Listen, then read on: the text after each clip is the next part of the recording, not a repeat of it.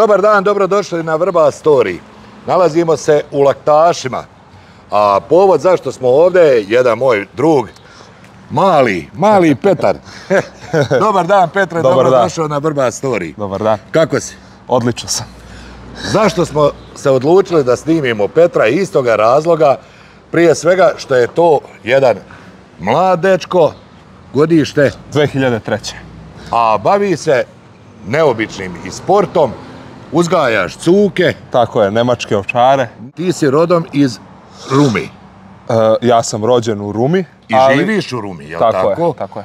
A ovdje ponekad dolaziš? Pa ne baš ponekad, dolazim dobru trećinu godine ovdje. Znači, Srbija, Bosna. Tako je.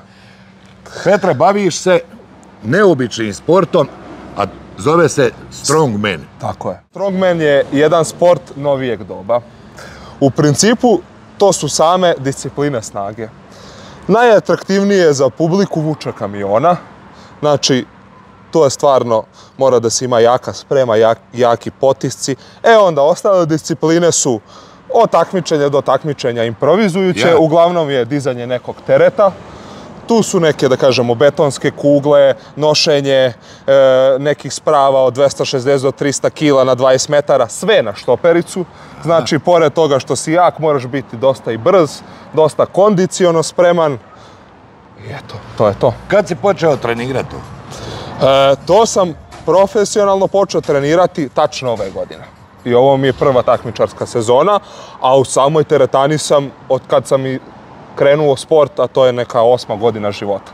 Koliko si visok, Petre? 195. A kila? 148 sad. 148. Fali još dvije za... Da. Za 150. Imao sam i 150, ali eto, tu sam variram od 145 do 150. Pa kako kad. Koliko dnevno treniraš? Dnevno treniram, u pripremnoj fazi treninga treniram 10 treninga na nedeljnom nivou. Znači, 10 treninga na nedeljnom nivou. Sada u takmičarskoj fazi treninga, to su malo lakši intenzitet treninga, zato što mora tako da bi bolje takmičio. Tako se na meni pokazalo, to je individualna stvar. Naravno, nekome prijaju jači treninzi za takmičenje, meni prijaju mnogo manji intenzitet treninga za takmičenje i to je neka 3 do 4 treninga nedeljno i uglavnom sad u ovoj takmičarskoj sezoni svaki vikend takmičenje bude. Treniraš neku borilačku vještinu? Nikad nisam nijednu. Ne treba, šta ćete gledati mišića? Evo ovdje bila kiša u Laktašima, pa ja se obukao, a gledam tebe. Što vam je mladost? Druga stvar, rekli smo već o cukama. Da. Uzgajaš? Da. Koju rasu? Njemački ovčar. Koliko imaš cuka? Popularni vučjak. Ja, vučjak, ja ti pa, uglavnom imam, da kažeš, nekih svojih 5 kuja plus nekoga mužjaka, uglavnom koje takmičimo svake godine. Tu je broj se povećava, smanjuje u zavisnosti da li prodajemo, da li ima nekih okota i tako dalje. Dosta ljudi mi šalje svoje pse na treninge, pošto sam tamo i popularni trener, sam stvarno na Balkanu i jako lepo umem da pripremim pse za same izložbe te nemačke ovčare. Tako da kod mene uvek u boksovima je najmanje brojno stanje 10. O cukama nešto kasnije, idemo sada se ponovo vratiti na sport. Reci mi, ishrana. Da.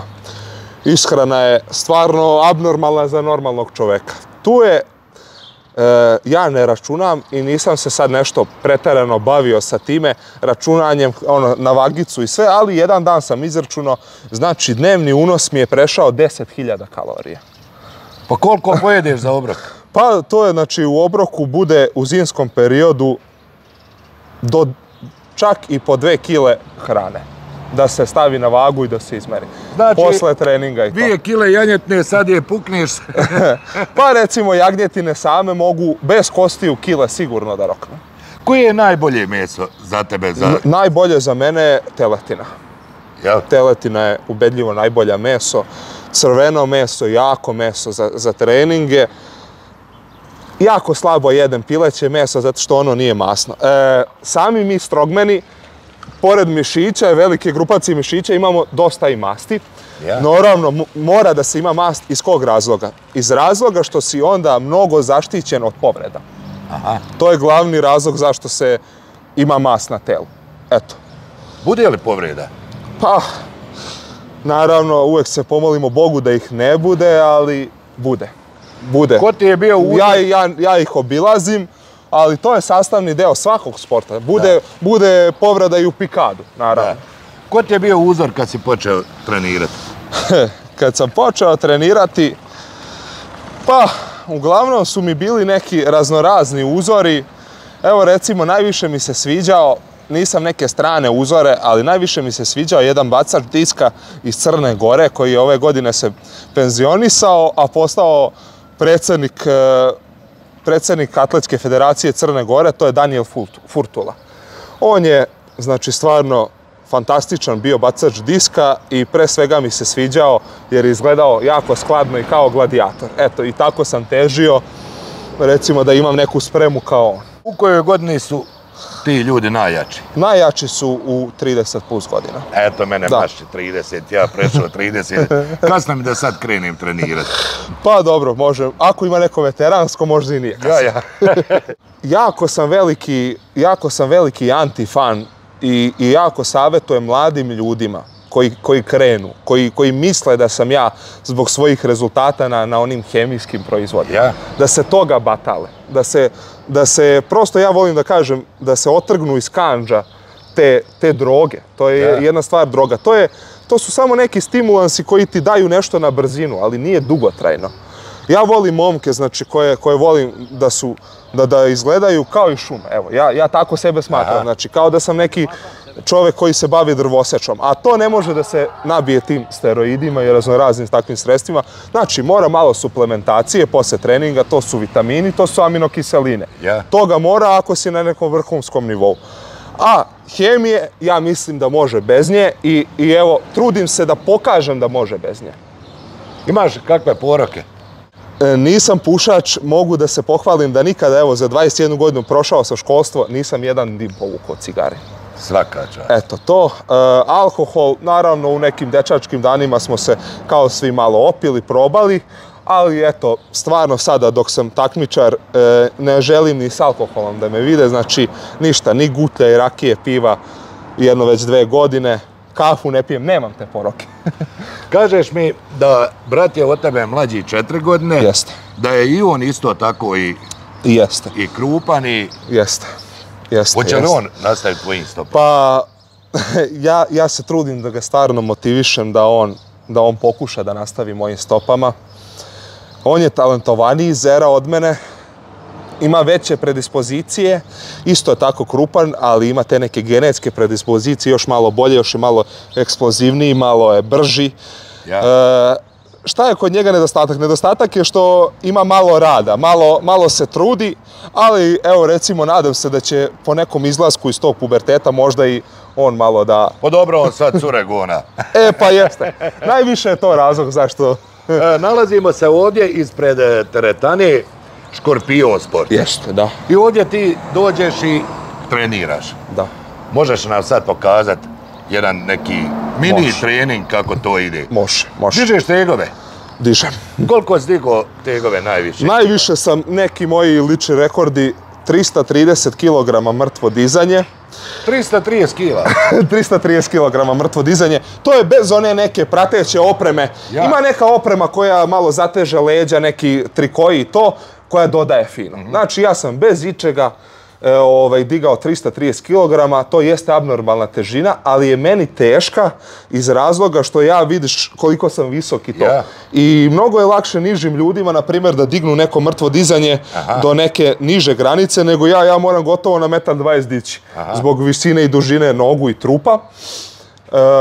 Jako sam dobar u dubokom čučnju, tu mi je isto liči rekord 280 kg i to sam onako 3 puta čučao sa 280 kg i zaustavio sam se jer nisam teo više, mislim da bi tu isto nagurao 300 kg da sam vio ove zime, ali o tom potom ima vremena. Imam jedna od najjačih ramena na Balkanu. Kada je bio pripremni period zimus, nije bilo treninga da na kraju ne izračunam da sam podigao 20 tona. Znači, nije ni jedan trening bio da nismo premašili cifru od 20 tona na tom treningu. Svaka čast. I to je neki ključ za uspeh da vežeš dobru količinu treninga preko 20 tona. Ovo je medalja Sa Strongman. Balkan Open Cup 2025. U kojoj si ti kategoriji? Evo ovako, ja sam na tom takmičenju bio zapravo u juniorskoj kategoriji. Ja. To je bilo i zvaničan izbor, ujedno sa tim zvaničan izbor za najjačeg čoveka Srbije, pored toga, na tom takmičenju. Znači ovako, ja sam na tom takmičenju postao najjači junior Srbije, najjači junior Balkana, najjači senior Srbije i postao sam, da kažeš, drugi čovek Balkana. Drugi najjači čovjek Balkana. Kako je ovaj sport plaćen? Pa, sport kao sport, kako čujem, samo ih ima u ovim najjačim sportovima para, fudbal, košarka. Ovi ostali sportovi nismo baš nešto pretjerano plaćeni, ali eto. Imaš svog trenera? Nadam se neki bolji da. Imam dosta ljudi koji me savjetuju što se tiče ishrane, nekog plana treninga. Sada, pored ovoliko godina iskustva i toga svega, najviše sam počeo sam da slušam svoje telo i sam tako da treniram i vrlo se trudim da imam, gde god da treniram, neke dobre sparing partnere. Evo poziv za sve ljude koji se bave sportskim biznisom, da kontaktirate našeg Petra i uložite u ovu momčinu. Sa njim ne možete nikad biti donji. Pa da. Evo da vidim kako mi stoji ova medalja. Eto. Pola kile ima. Ima, ovo teško. Puno gvožđe. Petre, ajmo da vidim kako treniraš. Ajde, ajmo. Evo ja se ne vidim iza Petra. Znači, nalazimo se u teretani Škorpion, laktaši. Da. Pa poziv svima vama, omladincima, da dođete, trenirate ovdje. Gledaj što ga gonim. Gas. Zablokira. Ovo je jako teško otkretat, ali eto, meni to nije problem. Dodijelo mi. Ne znam da li vidite, vozim 47 na sat. Brm.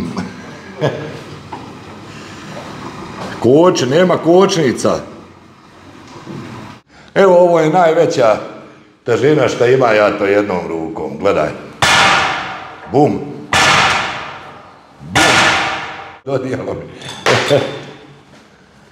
Evo, ljudi, dok gledate ovaj video, bacite like, subajte se i da napomenemo, po struci si veterinarski tehničar. Tu smo negdje, jel? Tu smo negdje. Znači jedno zagrevanje kuje. Ajde, polako se zagrij. Znači neko malo vrtenje vrata, laganica. Uvijek je u ovoj vežbi bitno da se ne zatvaraju oči, inače će da dobijemo vrtoglavicu. Ja, hajde i ja. Znači uvijek da imamo neki pogled otvorenih očiju, onda malo najbitnije razgibavanje ručnih zglobova, tetiva, da se to sve lepo razgiba. Laktovi. Nema treninga da ne bude kada treniram ispod 2 sata. Znači, nema. Jedeš li prije treninga ili? Jedem. Jedeš? Jedem. I poslije treninga? I posle treninga. I pre treninga uvek trudim se da što više jedem, da imam ugljene hidrate, napunjene depoje za taj trening koji će da se troše. Znači, to je takav sport gde jednostavno gladan na trening ne možeš dolaziti. Vidiš, ja tu vježbu ne mogu od stomaka. Eto, to je stvarno jako za mene impozantno. Mnogi ne mogu to takmičare da urade, pošto realno za strongmane važi da su baš dosta kruti i jesu kruti. I ne rade vežbe koje ja radim jer ne mogu jer su previše kruti. A ja sam baš dosta radio na toj mobilizaciji, na tom razgibavanju i evo ja imam, znači, eto, skoro 150 kila, abnormalno dugačke noge, vidiš, i gledaj sad ovo savijanje. Znači, tu je celu šaku mogu na pod da stavim. To je neki 20 cm u minus sam otišao ispod. Svaka čast. Nemoj se pregrijat. Neću. Evo, gledaj, tu je špagu. Špagu čovjek radi. Svaka. Evo, dobar dan. Jedna, druga.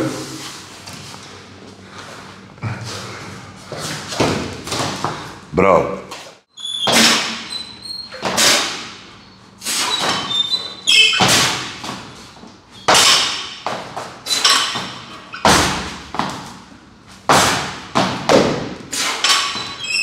Juče smo radili spoljašnje treninge, vuko sam traktor.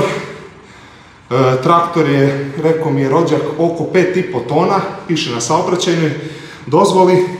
I još ima vitlo. I moje vitlo pozadi, ono je oko 1,5 tona. I kaže, išao je po nekoj vodi, moguće da su i gume pune vode.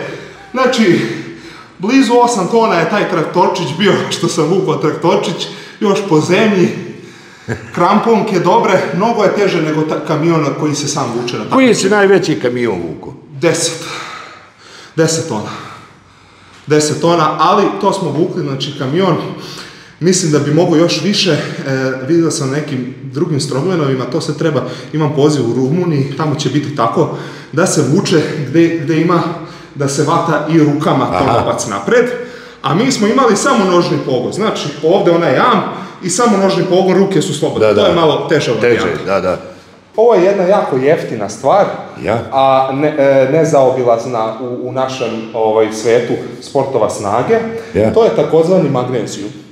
Nešto slično kredi, samo još malo bolje, namaže se, upije znoj sa šaka i stvara jako fino trenje na tegove i na šipku. Da vidim. Evo, samo ću vam možda malo isprljati odelo. Eće. Da ne kližu ruke. Tako, ništa više. Evo, odmah mi ne kliže mikrofon.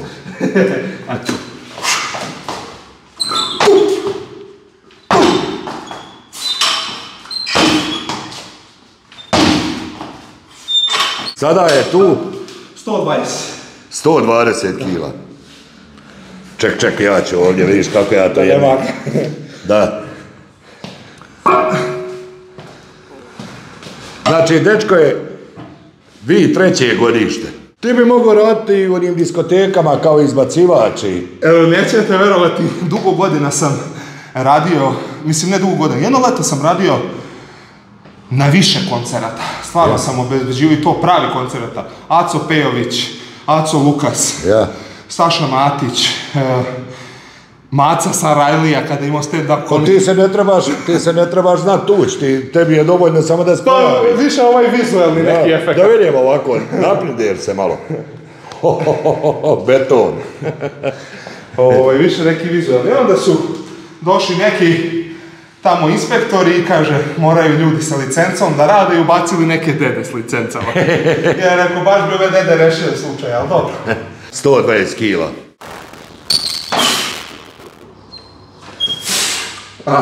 Ali dobro. Bravo. Evo još jedan. Dobre, nemoj više. Ja sam mislio uzeti take dvije, ali ne mogu radi mikrofona. Ajmo sada pravilno.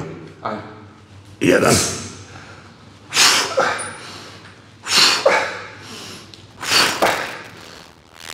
Jel te dodijalo? Pa dobro, moja je ova dobra težina. Ovo biti ko radi sa ovom bučicom i abnormalno. Hoćeš da zamjerimo? Pa nije, mogu ja.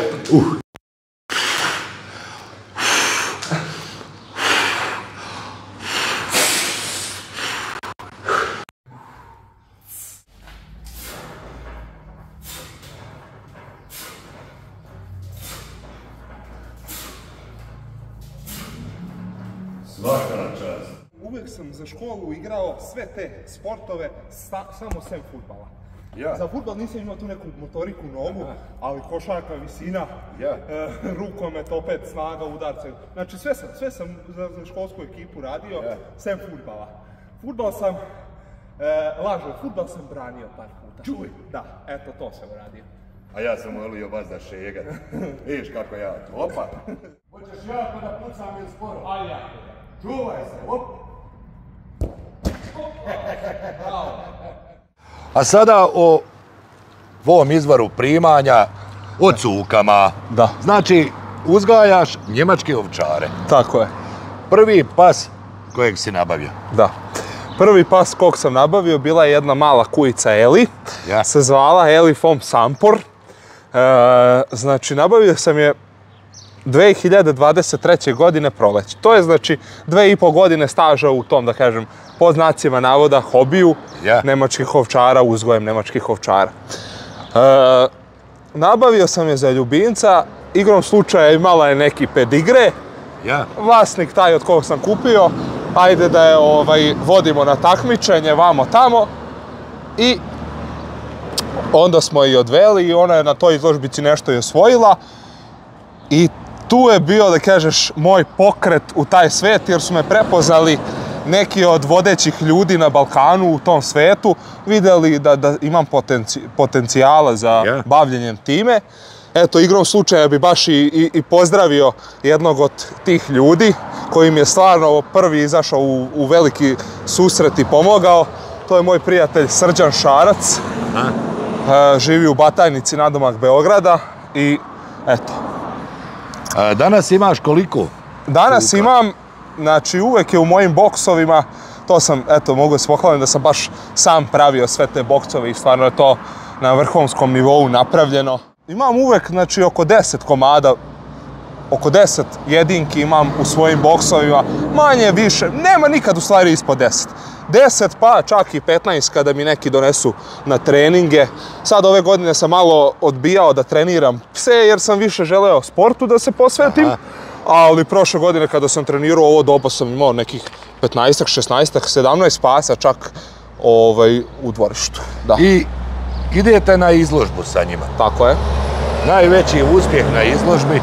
Najveći uspjeh koji smo napravili, to je sa jednim psom kojim smo takmičili cele prošle godine, koji je na kraju prodat u Pakistan. Ja. Znači, napravili smo 10. mesto na svetskom prvenstvu. Svetskom prvenstvu, to je u stvari nemački šampionat, ali je to najjače takmičenje u ovom sportu. Ne treba da pričam iz kojih razloga, zato što je u Njemačkoj tamo i sedište ove rase. I, znači, ceo svet teži da izloži svoje najbolje pse na tom takmičenju. Neki uspu, neki ne uspu. I eto, mi smo na tom takmičenju sa tim psom osvojili 10. mesto od 255 prijavljenih pasa, čini mi se. Pored toga, on je osvojio, taj pas se zvao Luther. Luther Tin Carrera. Tin Carrera je odgajivačica baš tog mog prijatelja Srđana Šarca.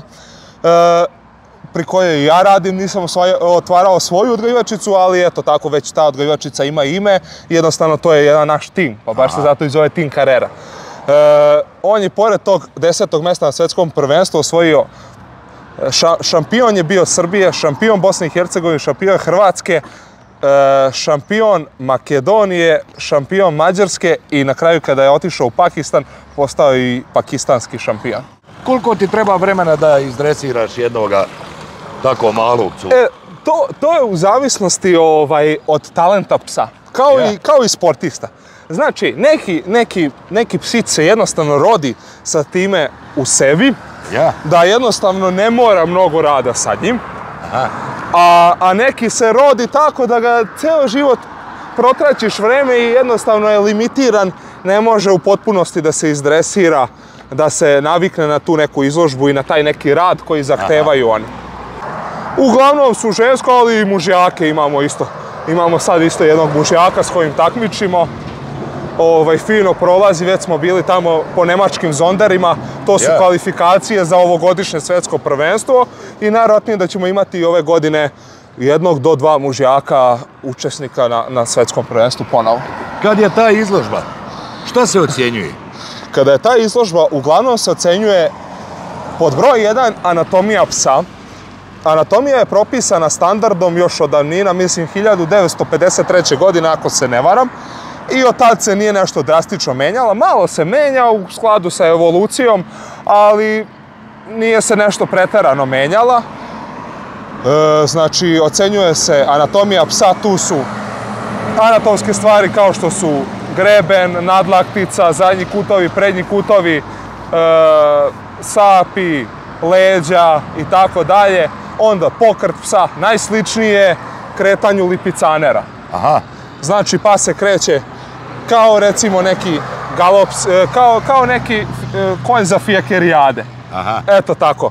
Uglavnom se treniraju da se prikazuju vlasnici, to jest ne vlasnici, nego treneri na koje su psi kontaktirani, ih konstantno dozivaju da bi se psi dizali, prikazivali, uši čulili na napred i tako dalje.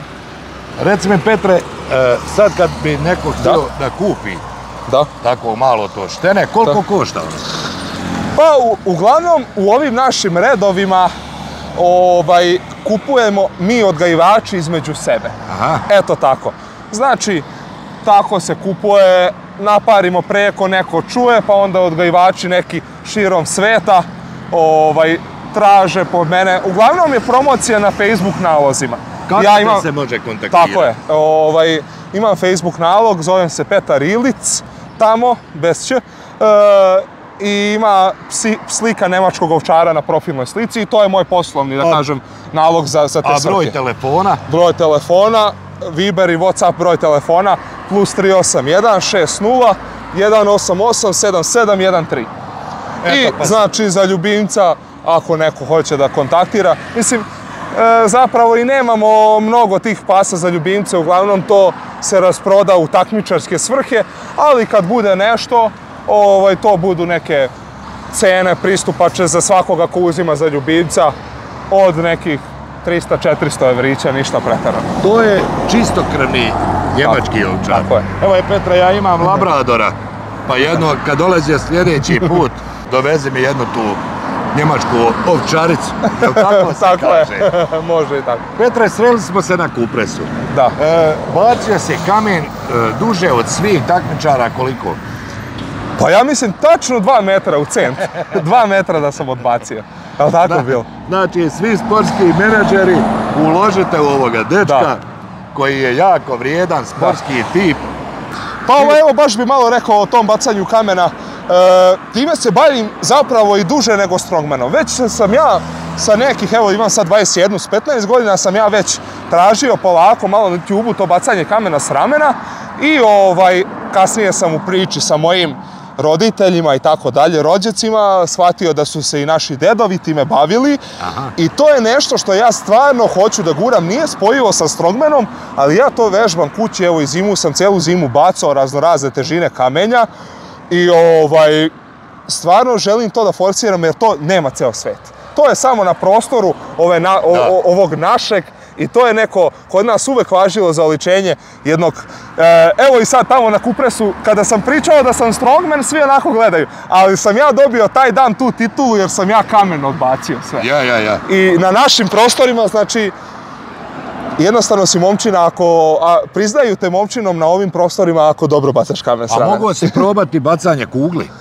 Pa mogao sam probati bacanje kugle, ali...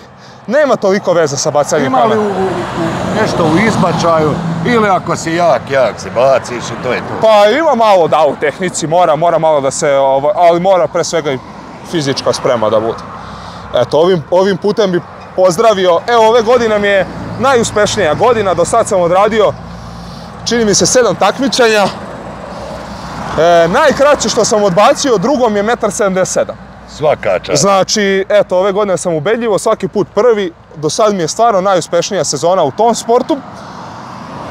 Pozdravio bi najuspešnijeg možda, evo ja kažem još zvanično, pošto ga nikad nisam pobedio, najuspešnijeg bacača na ovim prostorima, Radovana Zekovića. On je Crnogorac, rodom sa Šavnika, živi sad, ja mislim, čini mi se u Podgorici. I stvarno je u tome uspešan i radujem se sada, evo i da reklamiramo malo njegov višeboj. 10. augusta će biti kod njega most na Tari, znači drugi crnogorski višeboj, manifestacija koju je stvarno stavio lepe novčane nagrade i čini mi se da će biti najjača manifestacija na ovim prostorima. Pa, čini mi se možda i jača nego na Kupresu. Svi na Taru. Da. I bit ćeš i ti dole. Hoću, obećao sam. I još jednom poziv za ovoga momka da ti neko bude menadžer, sponzor. Da. Jesi li kad probao baranje ruki? Pa, naravno da jesam. Stalno imam te izazove tako od ljudi. Kad me vide koji si momčina, to je kod nas, aj malo da obaramo ruke, da rušimo ruke. Da probam. Ajde, može. Samo malo, da vidim. Mi malo uprite, ajde. Aha, a puštaš me, ele? A malo. Petre moj, za kraj ove priče, pozdravi nam nekoga.